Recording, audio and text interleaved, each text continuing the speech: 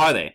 In this video, I'm going to be looking at marketing strategies with a focus on place or distribution. Okay. So firstly, what is it?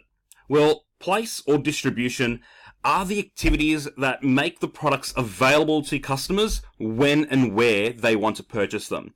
Now, again, place isn't, where are you going to find it on the shelf? So, where is it going to be found as much as how's it going to get there? Okay.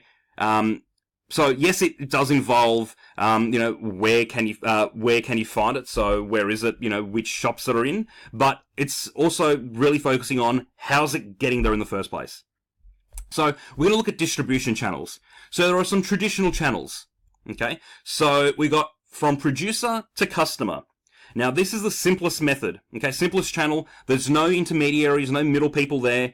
Virtually all services, okay, use this method, okay? A car repair, for example, a mechanic. It basically goes from producer to customer. They fix your car, go straight back to you. There's no middle person. You can't go to Coles and buy mechanic services and then take your car. It doesn't work like that, okay? Then there's producer to retailer to customer. So a retailer is a intermediary, a middle person, who buys from producers and then resells to customers.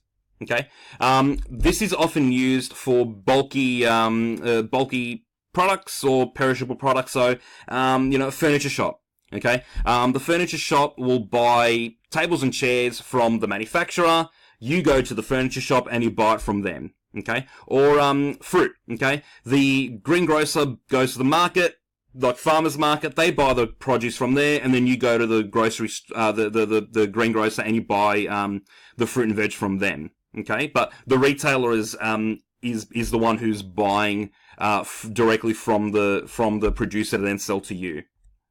We got producer to wholesaler to retailer to customer.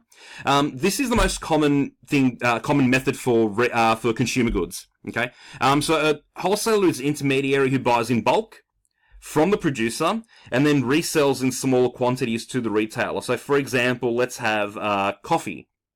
Okay, the producer makes coffee.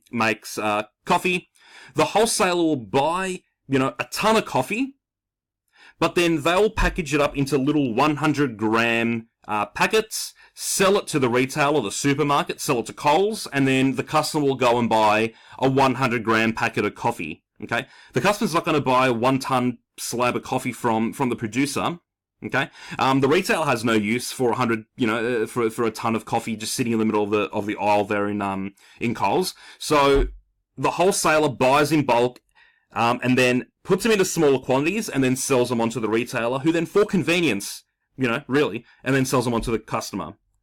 And then we've also got a producer to an agent, to a wholesaler, to a retailer, to a customer. Okay, this is quite a complex one. But an agent distributes to the wholesaler. They never buy the product in the first place. They never own it.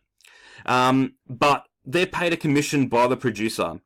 So usually agents are used for inexpensive, frequently used products. So a producer would basically give, or not give, but task the agent with basically finding wholesalers to purchase their products, who then sell it to the retailer, who then sell it to the customer. So, think of an agent, kind of like a sales rep. Okay, they go around then to the wholesalers and say, "Hey, do you want to buy all these products?" Every time a wholesaler says yes, the agent gets paid a commission by the producer. Okay. But we've also got some more innovative distribution channels. Okay, they were the traditional ones, but now there's some innovative ones. Okay, some non-store retailing. So use of telemarketing. Okay, so buying things over the phone. Okay, you see ads on TV. Buy a set of steak knives, get a free frying pan, that sort of stuff. Okay, and we've also now got a lot of internet marketing, buying things online and they get shipped straight to your door. Okay. Now, a business really needs to choose which channel they're going to be, distributing in, really. So, we've got intensive. So, let's use an example here. So, we've got intensive distribution. Now, this occurs when the business wants to saturate the market, okay? you can find their product everywhere. Okay, so customers can shop at local outlets, the corner store, the service station, the local supermarket, anywhere, and they can find that product. Okay, so this is those convenience goods: milk, lollies, newspapers, bottles of Coca-Cola. They're everywhere. Okay, so you can find them absolutely everywhere. Okay, but then we've got selective.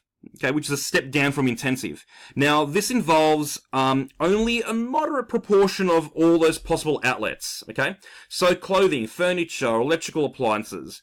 The customer is prepared to travel and seek out a retail outlet that stocks this certain brand. Okay, so you can't just pop down to the local, corner store and find it.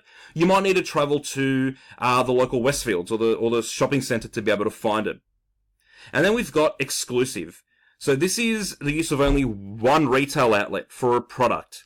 Okay. Now this is used for exclusive, expensive products. Okay. You go into the city, the center of Sydney, and you've got Prada, Gucci, Chanel, all those brands where they're extremely expensive, they're extremely exclusive. You can only find them in one place, so you need to travel there to find it. You can't just find a Gucci bag at your local service station. Now, there are some issues relating to physical distribution. Okay, transport.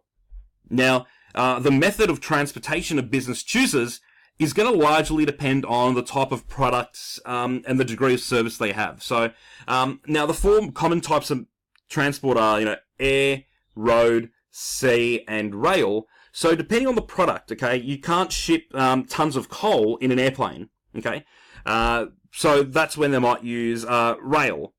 Okay, or sea.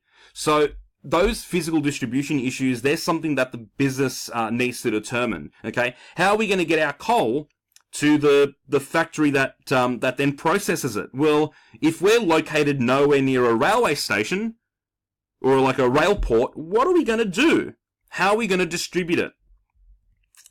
Warehousing.